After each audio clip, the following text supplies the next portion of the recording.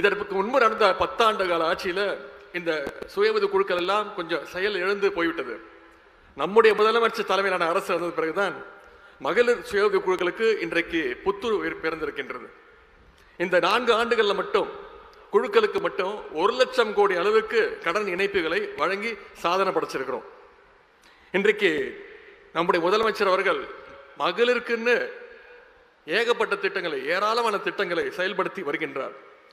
ஆட்சிக்கு வந்ததும் நம்முடைய முதலமைச்சர் போட்ட முதல் கையெழுத்து மகளிருக்கான அந்த விடியல் பயணம் திட்டம் தான் என்பதை நீங்க அறிவீங்க.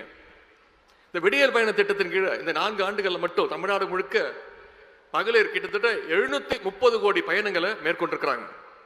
இந்த கரூர் மாவட்டத்தில் மட்டும் 11 கோடியே 19 லட்சம் பயணங்களை விடியல் பயணம் திட்டத்தின் கீழே மகளிர் மேற்கொண்டிருக்கிறாங்க. அதுதான் இந்த திட்டத்துடைய வெற்றி.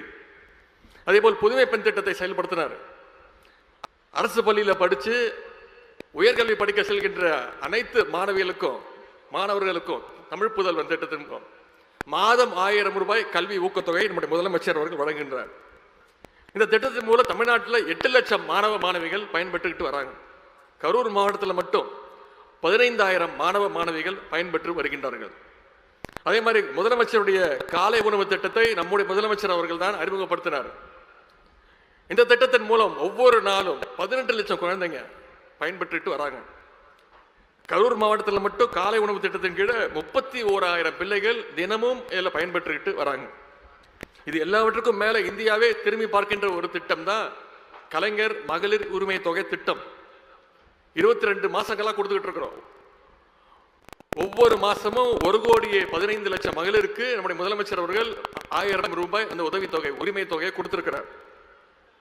இந்த கரூர் மாவட்டத்தில் மட்டும் மகளிர் உரிமை திட்டத்தின் மூலம் 1,70,000 குடும்ப தலைவிகள் மாதம் பயன்பெற்றுக்கிட்டு வராங்க.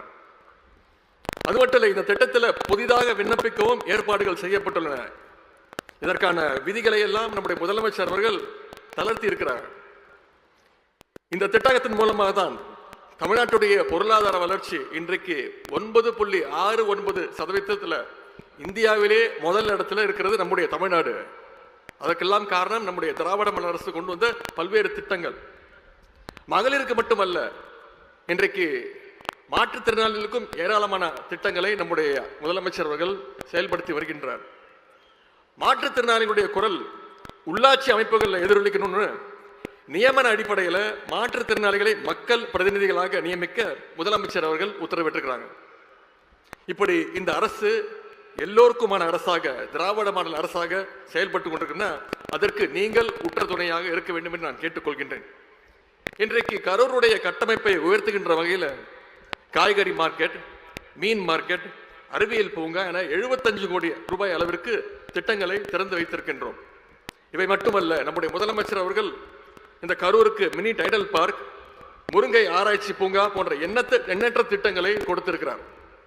நான் பொறுப்பு வகிக்கின்ற விளையாட்டு மேம்பாட்டுத்துறை சார்பாகவும் ஏராளமான திட்டங்களை கரூருக்கு தந்திருக்கின்றோம்.